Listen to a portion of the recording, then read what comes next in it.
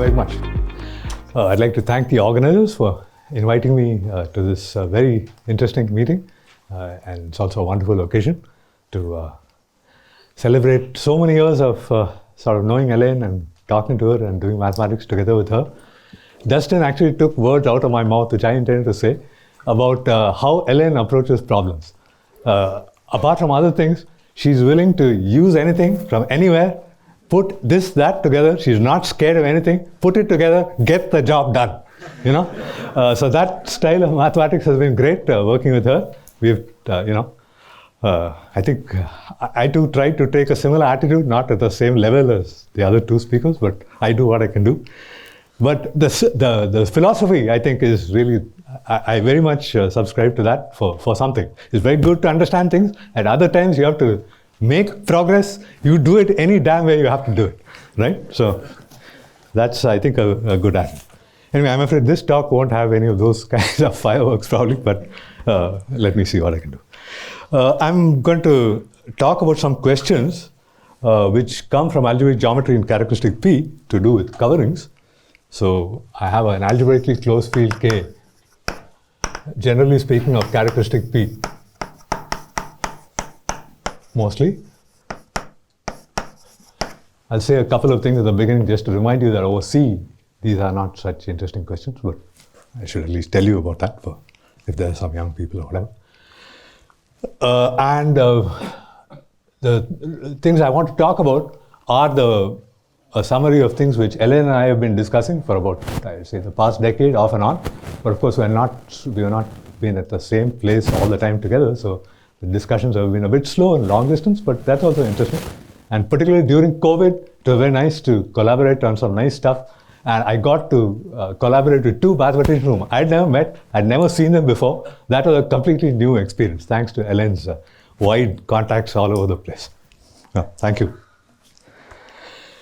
Right, so let me just remind you what happened in characteristic, what things in characteristic 0 I'm trying to understand analogs in characteristic P. Let X be a connected variety over an algebraically closed field of characteristic 0, then the Étale fundamental group of X is finitely presented. X is any X. There are no hypotheses on singularities. And secondly, I'll put some mild assumptions. If in addition X is normal and quasi-projective, let's say, just for simplicity, then there exists an irreducible curve C in X such that the Étale fundamental group of C maps onto the Étale fundamental group of X. Now we have this nice situation in characteristic 0. I want to understand what kind of things we can try to say in characteristic P in the directions of these questions, of these statements. So of course the statements right away fail in general. So let me write some obvious examples. So in characteristic P does not work in general. So let me write two examples. One is the standard one people always write for to explain how bad these things are. Take the Étale fundamental group of the affine line. Let's make it abelian to simplify it as much as possible. And tensor with Z mod P. Right? This is not a finite group.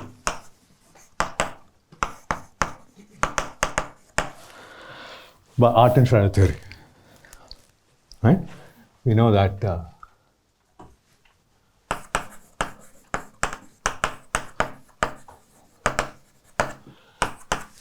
But the same sort of idea gives me a counterexample to this also.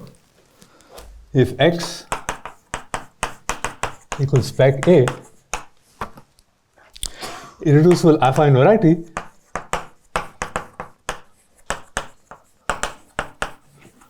of dimension D at least 2, and D and closed algebraic set, let's say connected, just for simplicity, then pi 1 étale of D to pi 1 étale X is not surjective. In fact, it's not even surjective by abelianize. There are no algebraic sets for which it's surjective, and this is pretty trivial actually. You could do it like this. One way to see that this is wrong, not possible, is I take a function f in the ideal of D in A, and such that and I let y be f equal to 0 reduced, contained in X, and of course D is contained here because I took something in the ideal, and I can choose a curve C in X, irreducible curve, such that C meets D transversely.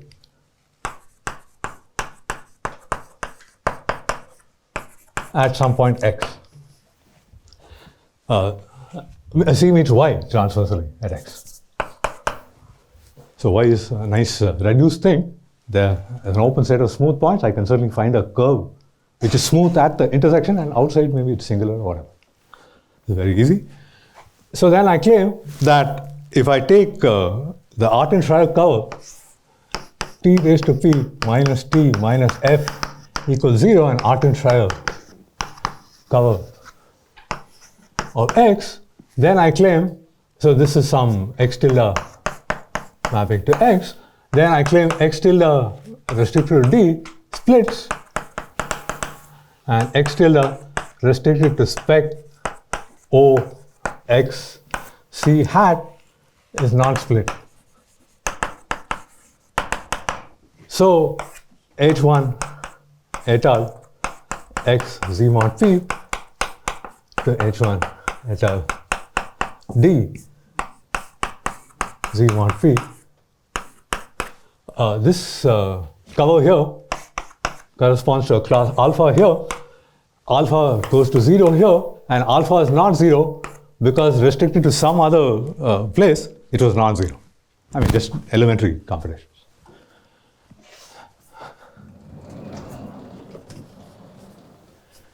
Okay, so once if I want to work with very general things like affine and so on, there's no chance anything like this is correct. But then there are some things you can say of a positive nature where things do work better. So one of the results I want to just remind you, this is due to Hélène with Lars Kindler. This was published in 2016. It says the following: if XD is a smooth projective variety,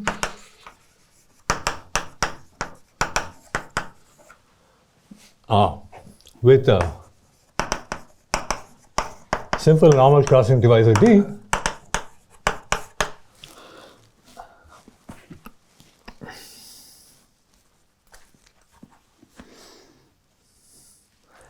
and if so it's X is projective, if Y in X is a smooth hypersurface,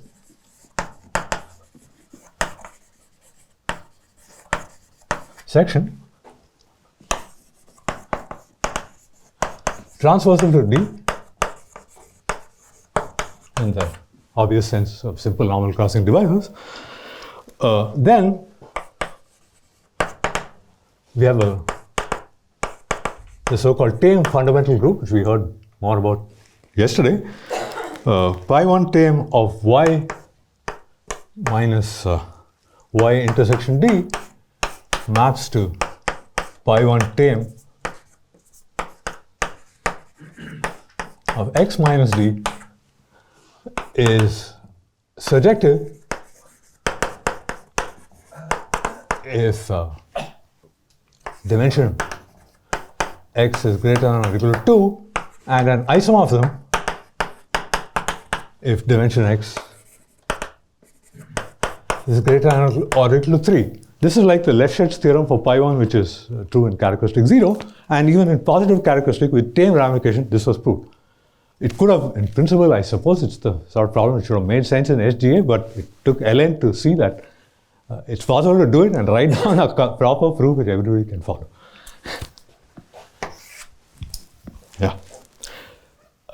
Then the second result I want to talk about is something which Jacob reminded us about yesterday. This is something which and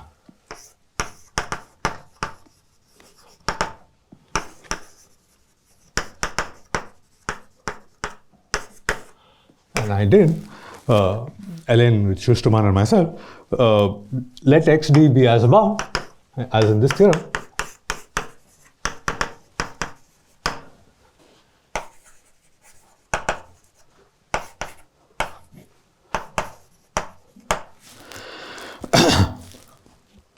Then pi1 tame x minus d is finitely presented.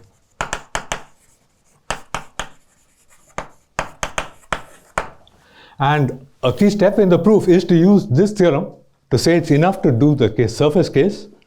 Then there's, Jacob mentioned, there's some cohomological criterion on H2 of something. On a surface, H2 isn't too bad, and somehow that's what one of the things we're able to use. By the way, there's one aspect of which, I mean, Jacob didn't say much about the proof, and I also don't really intend to say anything really about the proof. But one nice little computation which comes in this business is a statement about that tame implies because tame implies numerically tame in good situations. You are computing somewhere some vanishing of some cohomology. It is the cohomology of the isotropy group, which is of order prime to p, acting on an FP vector space, the group cohomology. That's involved as some stock of some direct image or something somewhere, and so on and so forth. So that little thing, that numerical tameness thing, comes up in this computation. So that's why that is an important notion. That's why probably Hélène asked the question. It is important to, that's something which comes naturally in geometry, which you can use to do things. Well, the other things are good from a conceptual point of view. But in practice, you have a set, something acts, cardinality, very basic kinds of things. That's what comes very naturally in the geometry. And if you can use that directly, your argument, your life is simplified. Somehow that is the idea. Okay. Right. Okay. So, and of course, the corollary of this, if I may call it that, this was this also Jacob talked about last time. If x over k equal to k bar is proper, then pi1 étale x is finitely present.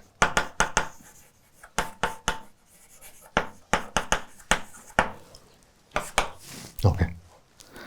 And of course, we would like to do better.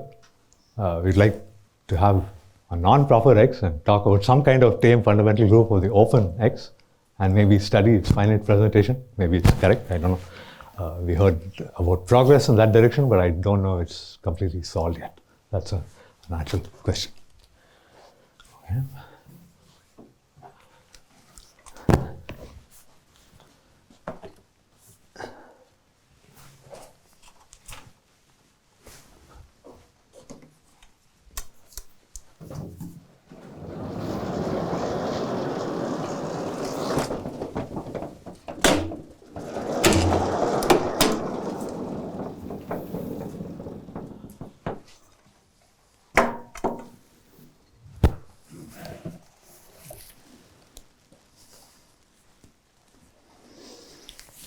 So what it suggests is that, of course, Tame is the strongest hypothesis you can put about the boundary behavior. But then it's very natural to ask, suppose I look at some kind of bounded version of the bad behavior which is possible on the boundary. Does that suffice to repair the theorems? We know that things don't work without any condition at all on the boundary, but suppose I impose some sort of boundedness for the bad behavior, whatever that means, on the boundary. Is that enough to recover the theorems in some fashion? That's the general idea. I can't say we have a bottom line yet, but we're still both actively trying to do mathematics. So maybe one of these days we might have new things to say, and other people are certainly thinking about it too. So maybe progress will eventually be there. Yeah. So that topic I want to discuss a little bit. I want to mention some kind of questions and some small results we got, and maybe somebody here has new things they can try to take things further.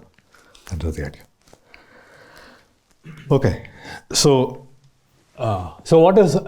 It's very vague if one talks about bounding the bad behavior on the boundary. It sounds very nice as a statement without any symbols, but then if you want to get into mathematics, you have to do things more carefully. So there are various ways to try and do it. I will follow the approach related to what in the talk yesterday on Tame ramification amounts to the curved Tame condition, the equivalent of that in higher dimensions. What is the analog of curved tameness, but where you allow bounded ramification? So for that, you have to first understand what you do on curves. Then you can try to reduce general varieties to curves by some method. Right? So there, if X is a non-singular curve,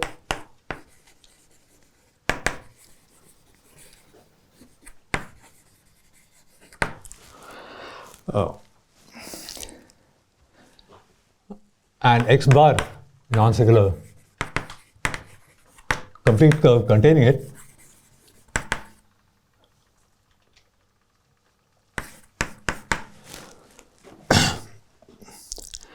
and pi y to x and étale cover, then of course I have a corresponding ramified cover of curves, of non-singular curves.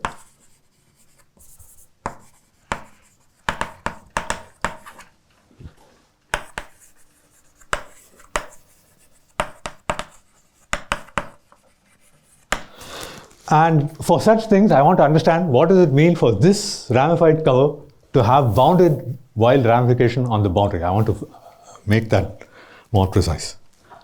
So let's take a point y in the boundary, x its image, and then we have the local rings O, x, x bar, our extension of discrete valuation rings. And now I'm allowing this to be perhaps wildly ramified, and I want to understand how wildly ramified is it, right? And there is a notion which is there in the literature. There's the so-called swan conductor.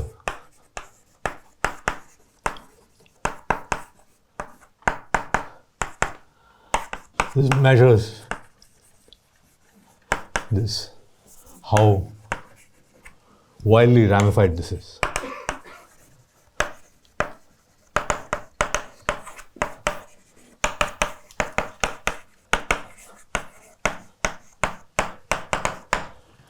I just put it in quotes. I don't want to get into the details in a very explicit way of the swan conductor, but there's an invariant. I'll tell you a couple of properties about it. Let me see. I had a couple of properties written down.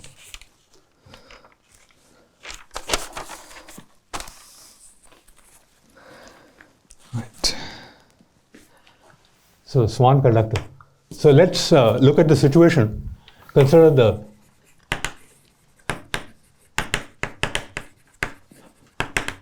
where phi is Galois,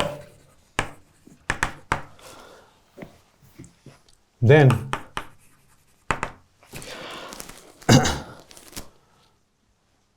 and then one can associate to O x x bar to O y y bar has an associated integer invariant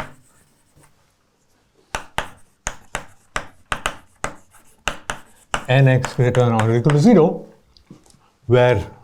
which is what I want to think of as the Swan conductor more or less. It's this invariant. The Swan conductor is some more elaborate invariant, but you can get this integer out of it, such that nx is 0 if and only if the extension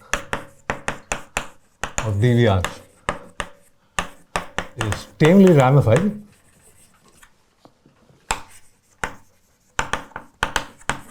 and secondly, if I look at the compactly supported Euler characteristic of Y with QL coefficients, that's equal to the degree of the map times the compactly supported Euler characteristic of X, which is what you would have if you didn't have this wild ramification, and wild ramification measures the difference.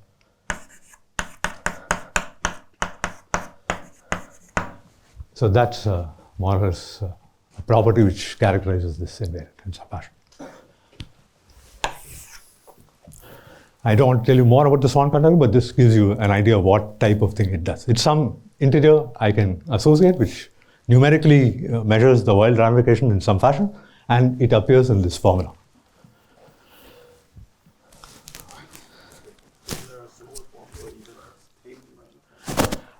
Then there is no, there's 0. Oh, it's a tau, right? Sorry. Yeah, right. Yeah. Exactly. Exactly. It's not correct with wild ramification, and Swan is what you have to put to make it correct. Growth and decog, Schaferich formula. Sorry. Right. So now, so basically this thing is some sort of associate to this. I can write a kind of effective zero cycle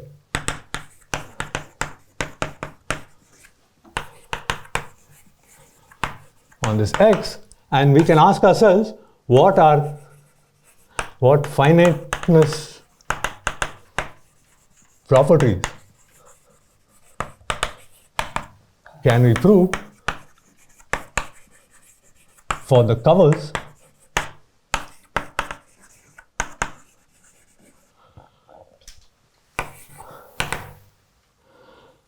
Étale covers Y to X, let's say Galois, such that this Swan of pi, if I want to write it like that, if that's the thing which arose from this representation, this effective zero cycle is less than or equal to delta as zero cycles. In other words, I'm telling you, if I take each point in the boundary, I'm giving you a bound on the Swan conductor of the ramified cover and asking what are all covers of that type, and take the collection of all of them, try to tell me finiteness properties of the collection.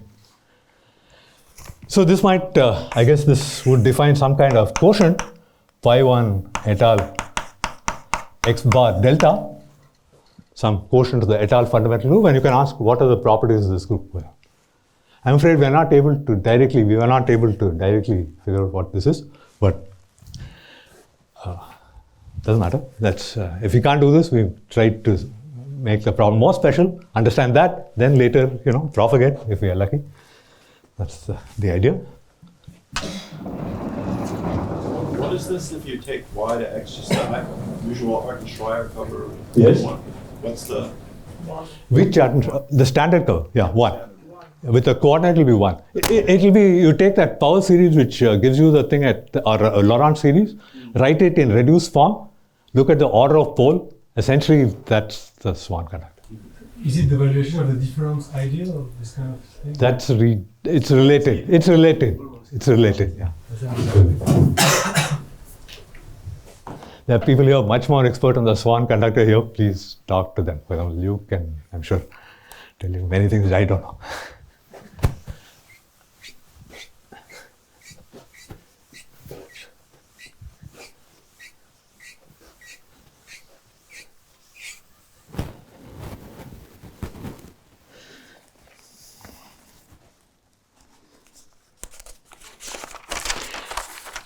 In any case, so I can make sense of this. For a curve, given a delta, I can write down this invariant and try to ask what properties might it have. But I can look at a different type of question. I can study curves inside higher dimensional varieties and try to do comparisons. Even if things are not finitely generated, maybe two big, huge, infinite things are actually equivalent or the same or related. Why not? Maybe. So I can look at the higher dimensional case in the following fashion. In higher dimensions, so I have, let's say, again, I want to fix a situation. X is x bar minus d, x bar normal projective, let me say.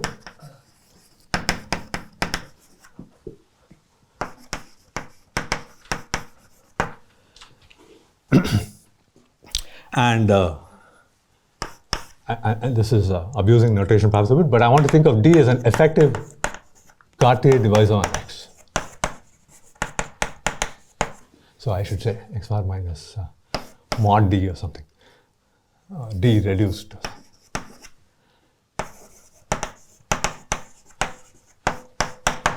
So take an effective Cartier divisor on a normal projective variety X bar, remove the support.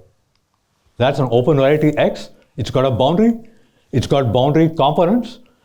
So D, if X bar minus X is union I equals 1 to R di are the irreducible components,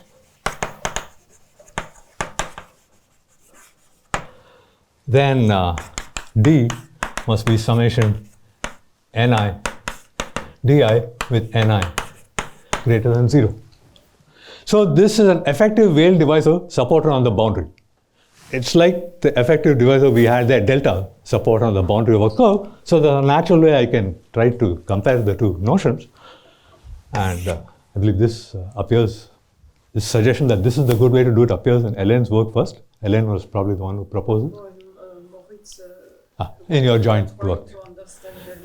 Right, in your joint paper, this appears. This idea appears that this is a good way to probe the fundamental group. You take curve C mapping to, like take projective curves, or curve C mapping to X. So then, of course, C sits inside a C bar, a projective, and which will map to X bar. And if I have a cover of X, then I can pull the cover back to C. So I get a D to C, a C tilde to C.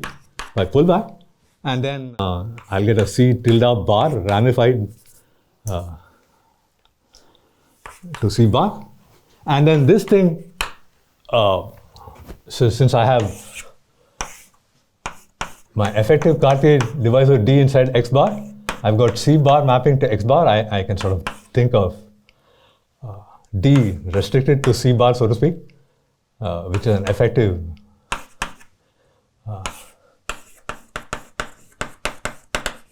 zero cycle on C bar.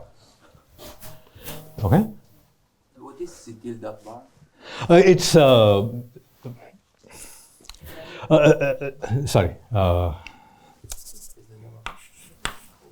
No, sorry. C tilde to C is an Étale cover.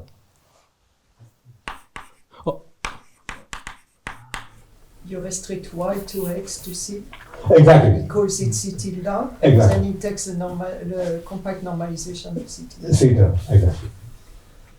Yeah, sorry, it's, my board work is not very good. I should have drawn a diagram with the thing appearing elegantly somewhere, like in the previous talk, a little square saying something is Cartesian, this, that. I didn't do it like that. I'm sorry. I'm a little jet lagged. I traveled from the States. I couldn't sleep until midnight. Sorry, the brain is a little off, but it doesn't matter. I'm doing what I can do. Let's see. Right. Hélène is there to fix things. If I that's always a reassuring thought. If there are any problems, Hélène will be able to fix it right there on the spot. No problems. Okay. Right. So I can define, I can try to make sense of this object, which is supposed to be some quotient of pi1 Étale x, and this corresponds to Étale covers y to x, let's say Galois Étale covers, such that if C to x any curve and C tilde bar to C bar as, or well, let me just say it like this, the induced cover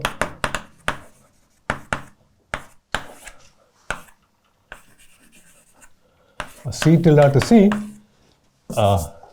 corresponds to pi 1 étale of C bar D restricted to C in that sense.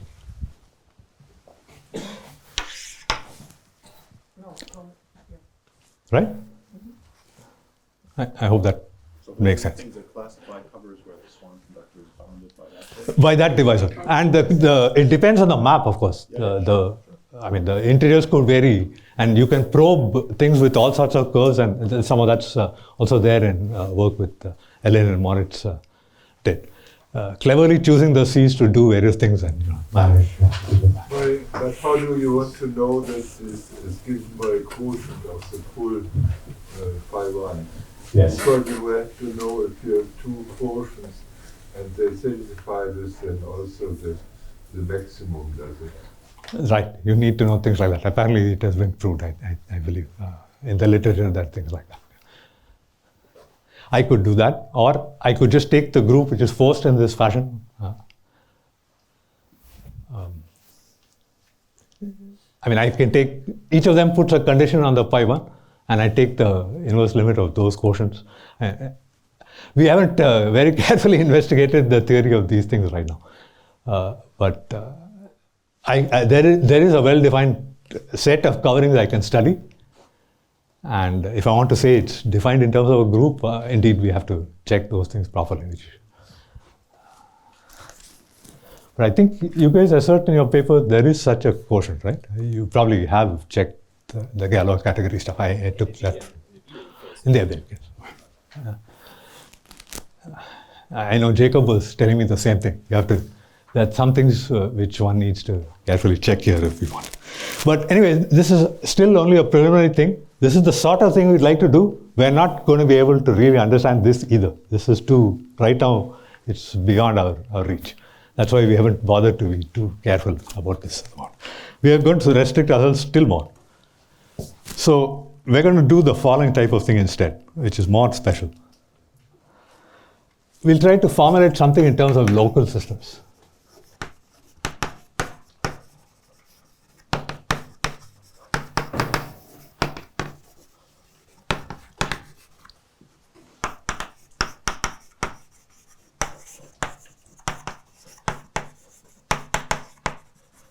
This formulation will not have any problems about the group or anything like that.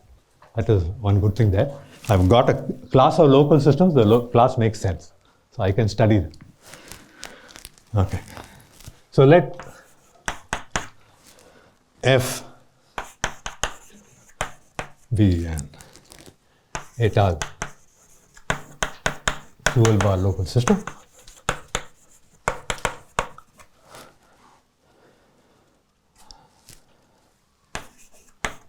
On X, where X sits inside X bar, and we've got also this effective Cartesian divisor D. The geometry is the same, but instead of directly trying to attack the fundamental group, I'm just considering local systems which would arise from representation of that group if I had it and understood. So let's take such a local system.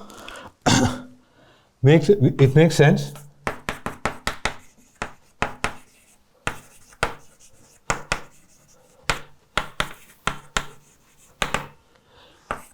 for a curve, a map of a smooth curve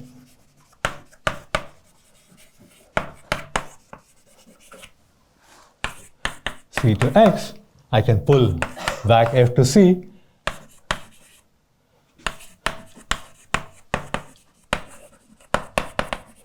I can make sense that this pullback thing has swan conductor bounded by F upper star D on C bar equals smooth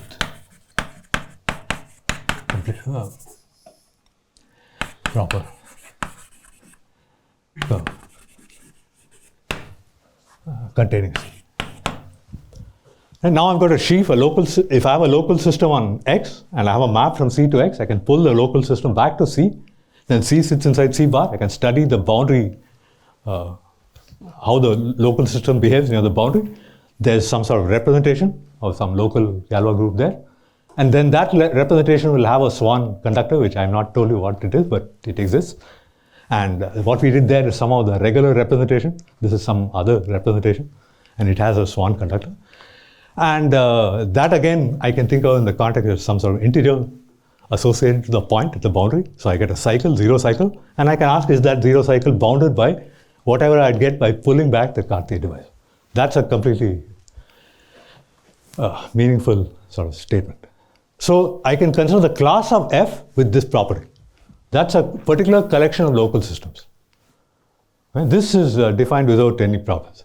There's no Galois category question. Okay. Let me go here for a second. Well, I can try to study all of them, but maybe that's still too much. I want to restrict myself still further. I want to fix the rank of the local system. So then I want to look at the following type of collection. I'll look at SR X bar D, collection of such local systems F such that let me just say F has wild ramification bounded by D and rank F equals R. So fix a number R and only consider local systems of that fixed rank and then which have all this other stuff. QL bar of such. Such. Because there are many. I mean, you don't bound. No, we do not. We You do not. don't take QL, QL square, and so forth. Exactly. QL bar. And then a question. This is again independent of any direct group theory type of thing where finite generation or anything of that kind is formulated. I can formulate another question, which would be the sort of thing suggested if good group theoretic properties were valid. Which is this. This is a pure algebraic geometry question. Does there exist a smooth complete intersection curve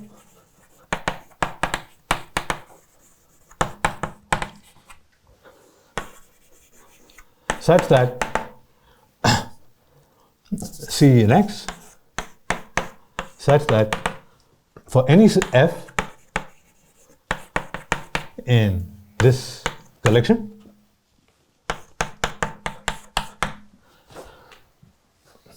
F restricted to C has the property that image pi1 étale C GL R QL bar coincides with image pi1 étale X GL R QL bar. In other words, i.e. F restricted to C keeps the monodromy, keeps the same monodromy.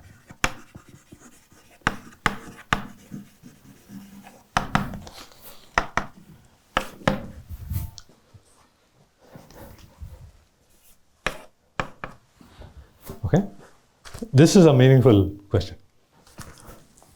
And this is the one problem which we tried to study for some time off and on. And we had some partial progress in the direction, but we have not yet solved this question. This is a question which appears in a letter from Delhi to Hélène. Hélène, as I said, has many friends all over the place, mathematicians, young and old, big and small, so to speak. I'm both. I was quite big at one time. I've lost some weight, so I'm a little smaller, but still. Anyway, so she gathers in the mathematics from everywhere and redistributes it as appropriate to take forward the whole endeavor by all of us. That's another aspect of her contribution to the science. Not many people are able to do things like this. Right. So this is the question. But you might wish to say why Delhi asked this question. Let me not try to speculate right now on that, but I will ask Hélène in the end to make a brief comment about that because she understands and can explain that better, I think. Because, in some sense, it's it's to do with the Langlands correspondence and the like, but I mean, I don't want to do it. Hélène will do better justice to that thing than me, I think. Yeah. Let me see. Right, so we have some, okay. In the original letter which Dylan sent to Hélène, where he posed this question, he said, we know so little, we are not even able to answer the following type of question. So suppose you have one of these curves, which arises from, okay, let me say it like this. Yeah, one more.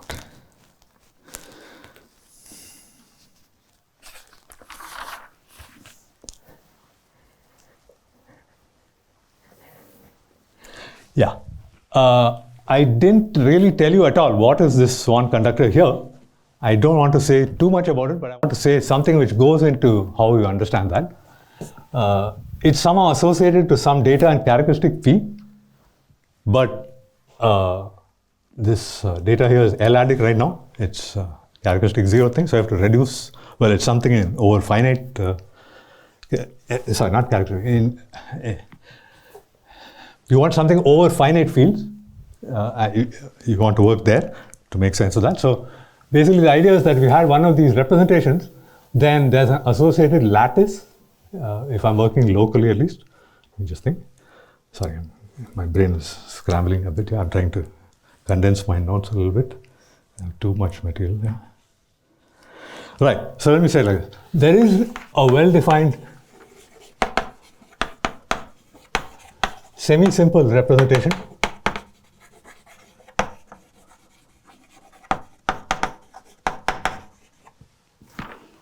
with values in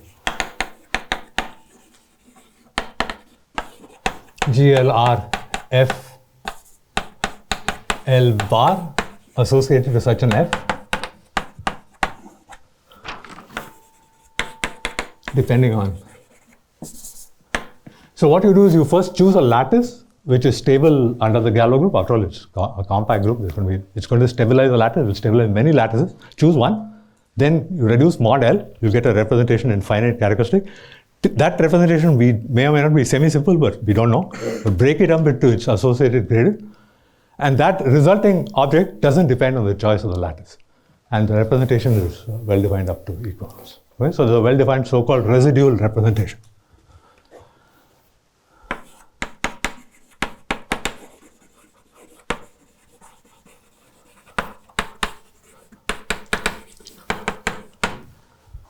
This is a general fact. Now, if I look at the particular case of f restricted to C, if I work on a curve, I get such a residual representation also. And here, on the other hand, if I look at the wild inertia group, and look at its representation, this maps to a finite P group contained in GLR FL bar. Because of, I mean, this is P and that's L, if you like. Even at the, yeah. Okay, I'm again scrambling things unnecessarily.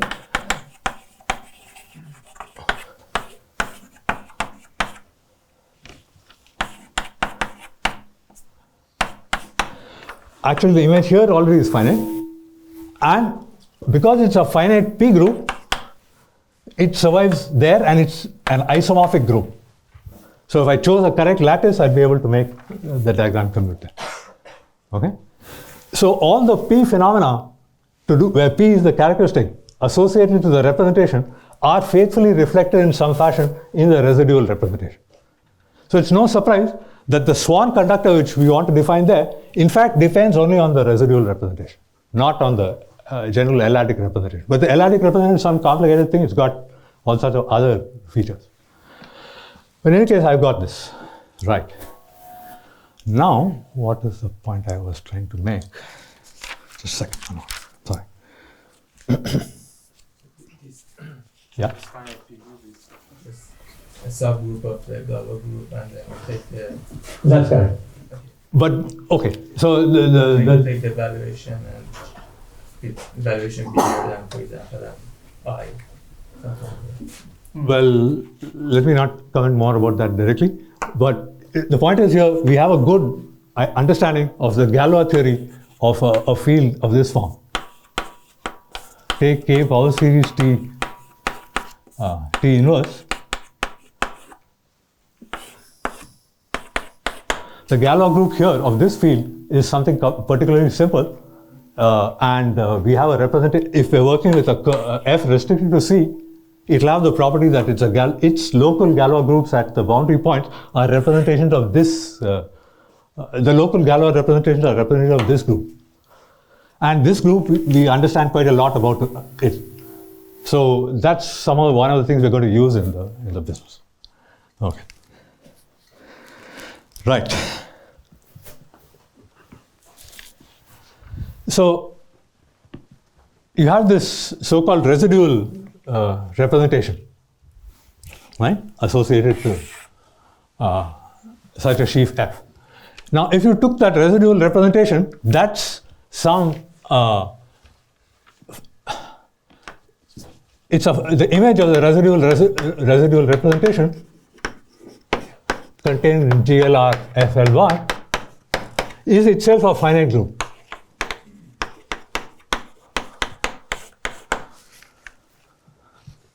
So it corresponds to some finite covering of my space.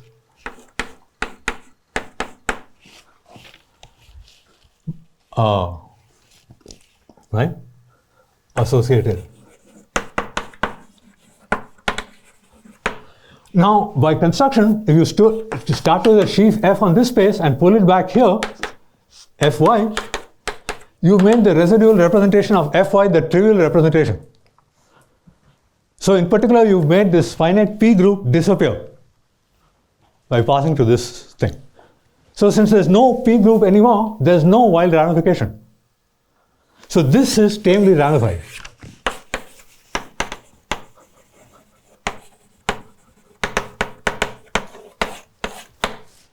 Okay, so it is the case that in some sense the wild ramification occurs in the last, if you think of a tower of extensions corresponding to the Galois representation, somewhere at the bottom there's one finite piece which swallows up all of the wild ramification.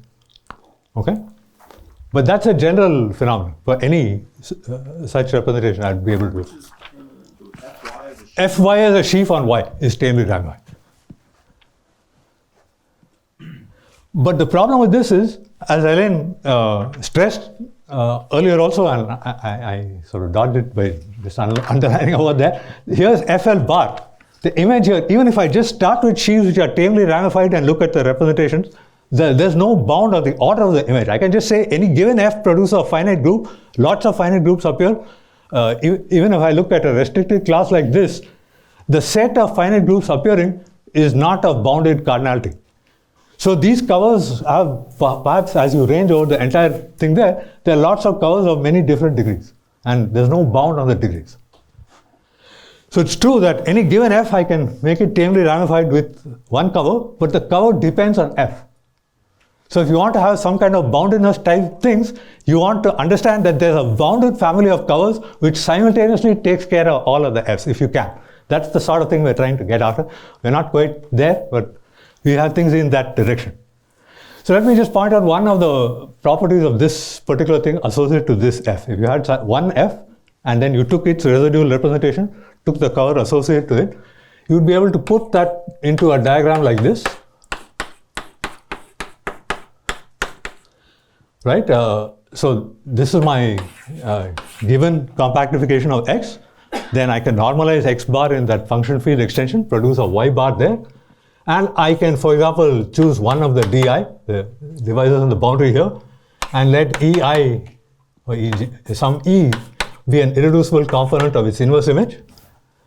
And then one can look at the field extension k di contained in k ei. Now, because we're in a higher dimensional situation, the function field of this di, which is the residue field of the discrete variation there, is not perfect. So this can have an inseparable degree.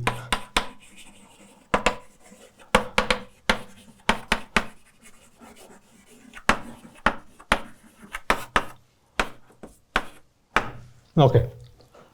So you have, whenever you have any cover like this, which tamely ramifies your sheaf, and then you can take any cover with that property, you will get a possible inseparable degree along a boundary component. It can happen. And that is also a reflection of wild ramification, the fact that that can become inseparable. So a much milder kind of question than this sort of harder question here, can you just bound the inseparability degree of all possible things which arise from this in the given family? So you've got a given family of sheaves of local systems, S, R, X bar, B. Do this construction for all of them. For each of those finitely many di's, you have the corresponding, inverse images in their tamified covers. Look at the inseparable degrees. Are they bounded? Deline, in the original letter to Hélène, explained in a much more lucid fashion than I managed to do right now after lack of sleep. But he explained that that question is a very interesting one already, and he didn't know the answer. So that's one of the things Hélène and I tackled first. We said, well, okay, let's not do the hard question. Let's do the more special one if we can first, and then we try to progress. So let me write a theorem which we managed to get from that.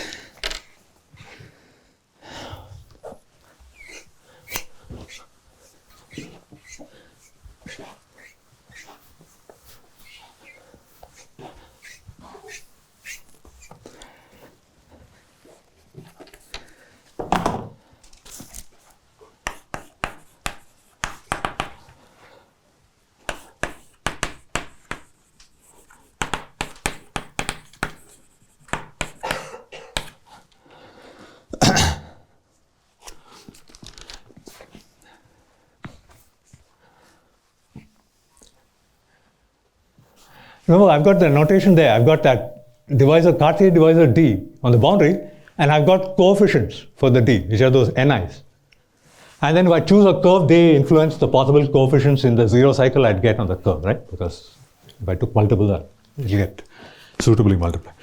So I claim the inseparability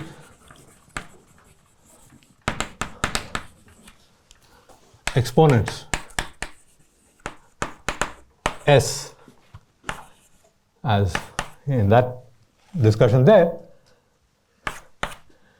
are bounded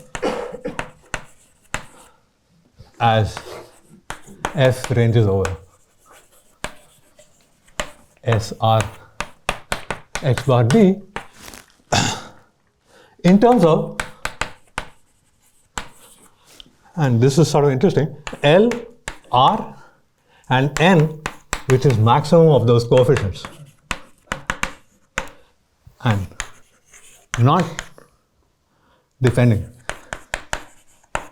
on X. It's some universal bound.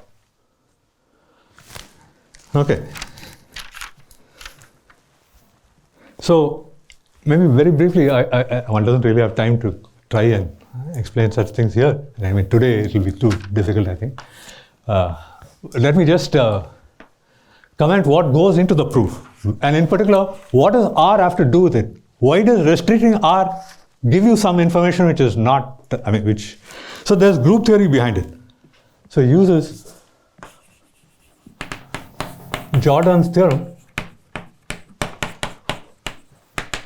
on finite subgroups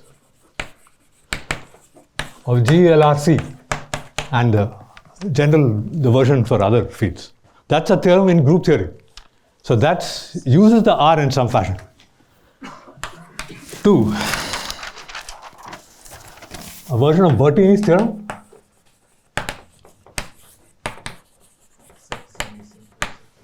Sorry? Same simplicity. No, it says that Jordan's theorem, no. Jordan, of course, probably has many theorems, and I know which one it is, and I have to tell you. That's the point. Right.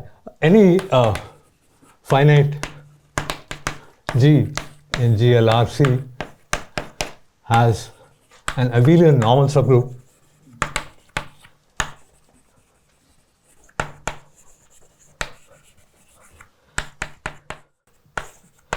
with the index bounded by a universal constant depending only on R, the Jordan constant.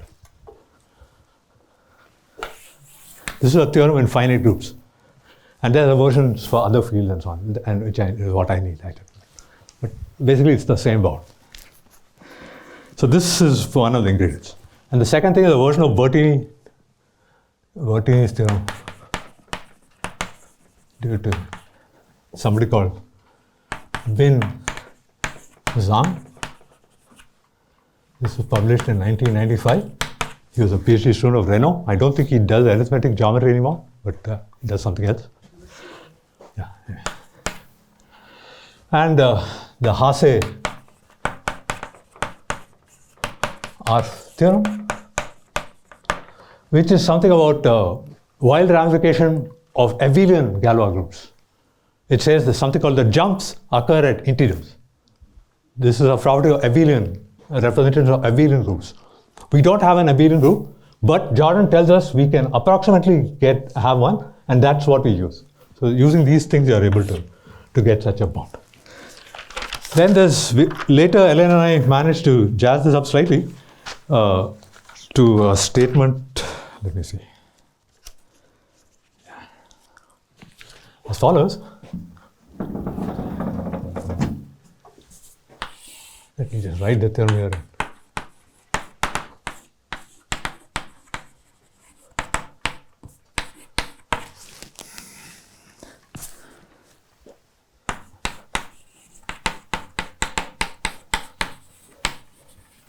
Let x bar d be as before. For any f in SR x bar d, there exists a normal projective y bar with f bar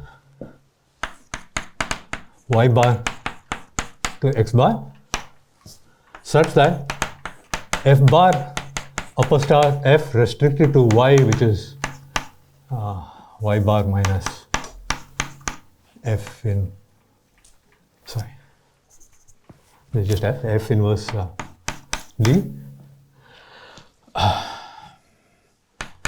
is tamely ramified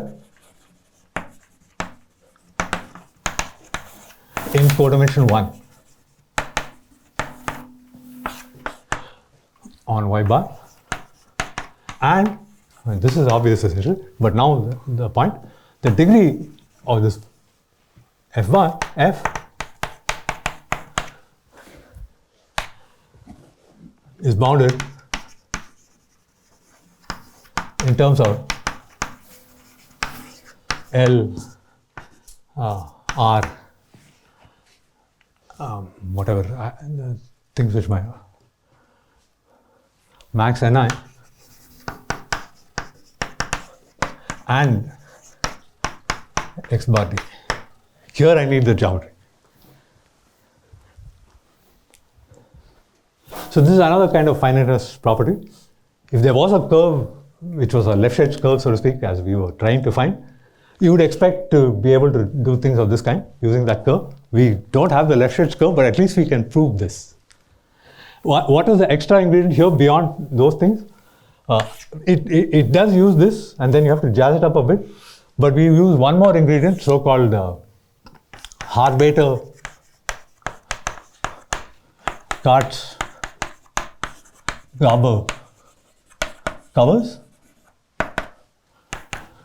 Here, I alluded to the fact that if you took this Galois group, where little k is algebraically closed, this is something we understand very well, quite well. We know many things about it. But I can make sense of the thing even when k is any field in characteristic P. I can look at Galois extensions of this thing, whatever they are. And this theory of Harbater-Katz says that given any see, how do I want to say it? Let me say it like this. So suppose K is a field, characteristic P. Then I can do something like this. I can write pi1 étale spec K power series T inverse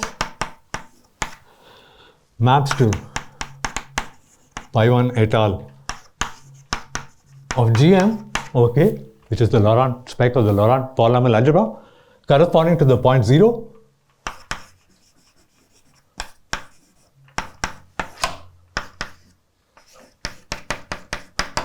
Right, so Gm is P1 with 0 and infinity removed. So associated to the point 0, I look at the local ring at 0 and take the fraction field complete. There's a map. And then there's a certain quotient of this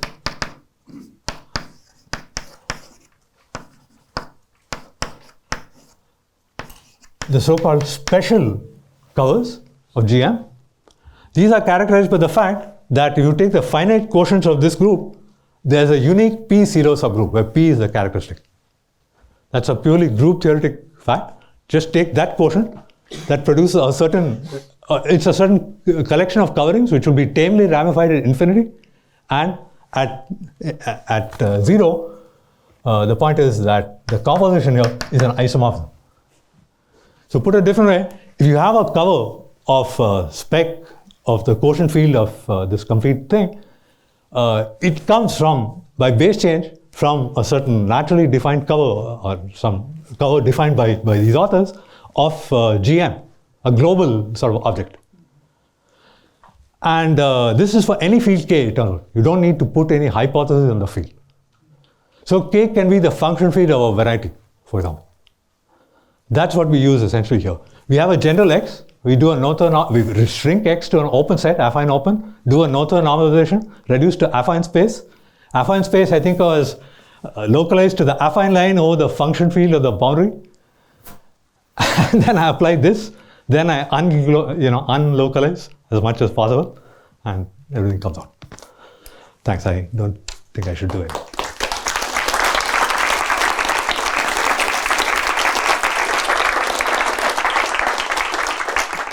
And my apologies for not doing sufficient justice to the mathematics. But the mathematics itself is, Hélène is involved, so you can be sure that it has some fun.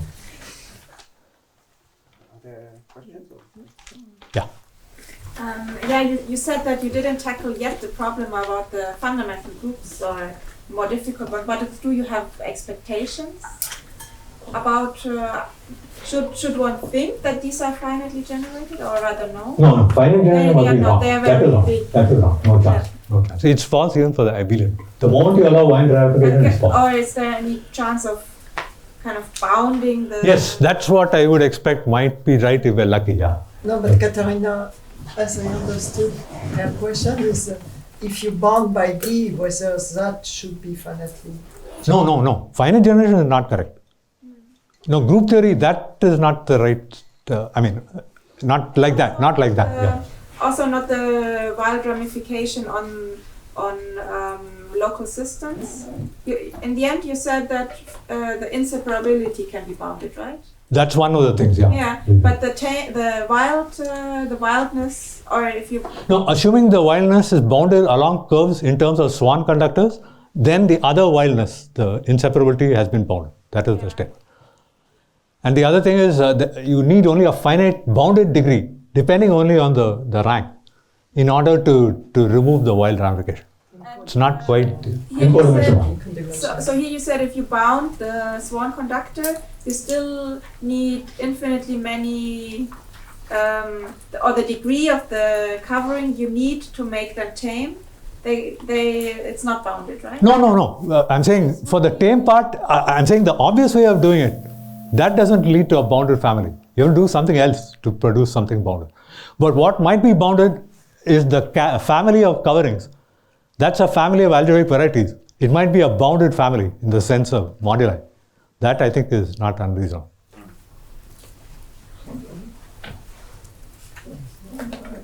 I had two types of questions. So one is, I think there's some connection with the work of Gabor-Gogozo on bounded ramification independence of L.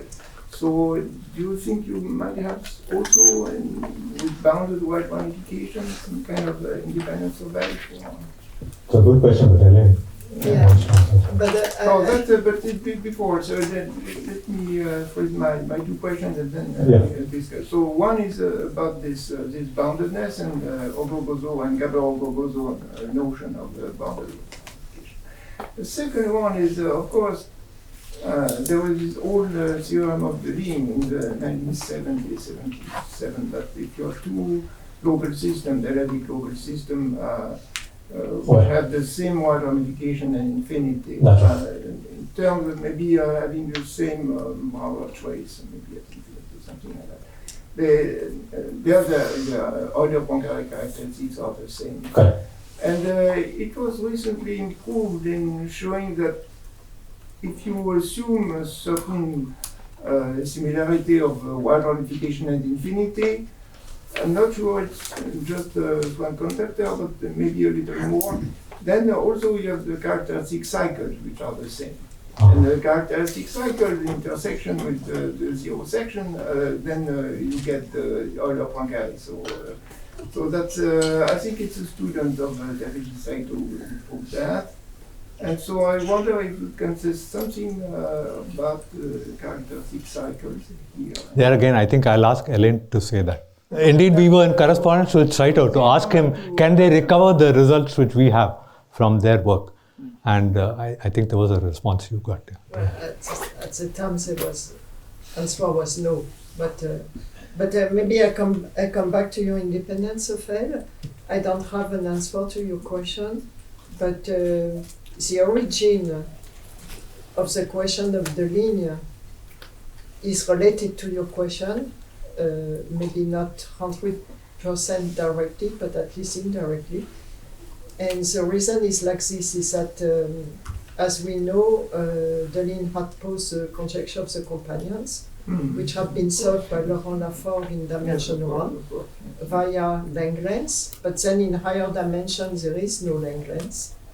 So the method Drinfeld used or developed to prove the existence of companions in higher dimension, under the assumption that the variety is smooth, is by reduction to curves.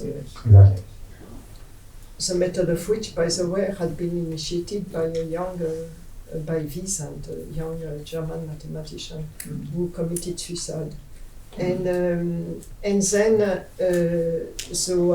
one of the key points in the proof of Drinfeld, it's not the only key point, but one of the key points is that given over a smooth variety over a finite field a QL bar system, local system, then there is a curve which depends on this local system, which absorbs the whole monodromy in the sense Srinivas wrote on the board, with the same monodromy group in a restriction to the curve.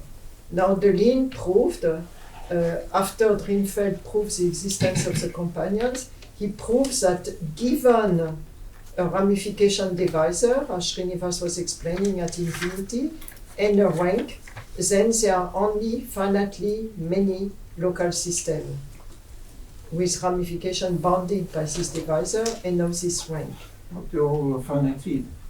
Exactly. Yeah, for X over a finite field. Yes. As a but there was also geometric questions. Yeah, as a consequence, there is a curve which absorbs a monodromy of all elements in this collection here, which is finite over a finite field. And then the linear.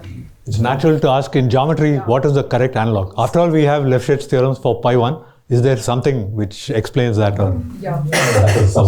And in fact, he said at the time, I don't know how it is now, but he doesn't know whether finally the existence of this curve over a finite field, which absorbs, I mean, Lefschetz curve, so to speak, for this finite set here, is really very arithmetic, or whether it's rather a geometric phenomena. And we still don't know. Yeah. I think if we believe that the family of curves as in geometry would be a bounded family, it's possible then that we might be able to get the curve in this case. But it will depend on that basically. It does suggest that it's correct because in dimension 1, there is the work of Harbater and various people from that school, which does suggest that there are parameters and there are only finitely many of them. They're continuous parameters of some kind, algebraic geometric parameters, but there are only finitely many parameters. That would suggest that the family is bounded. But that's what one has to prove. We have not yet done it. No question? If the monodromy is commutative, do we know it? Oh yeah, rank 1, there's even a Lefschetz curve. And that was proved in the good case where x bar is smooth and projective and D is a normal crossing, simple normal crossing. That's the theorem of Moritz, Kurtz and Schmidt. And Suji Saito.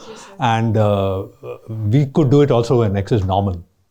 The same thing works. But maybe a tiny comment. One of the things which seems to come up in these normal situations is that the codimension 2 phenomena exist. They do contribute to the ramification and so on, but they seem to contribute in a somewhat bounded fashion. So there is an intuition that if you took a normal projective variety, delete a codimension 2 set, for example, containing the singular locus, the open variety is not too non-compact. So you might expect good finiteness theorems sometimes at least. It depends maybe on the boundary and the singularity. And that sort of idea comes in the argument which we did for the abelian case with singularities.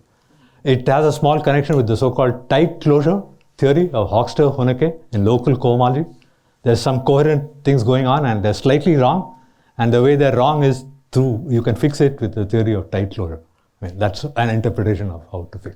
So characteristic P singularities people are looking at quite seriously in various ways, for example, from the algebra community and so on. And so that machine might be another input which we can use to study these questions with singularity.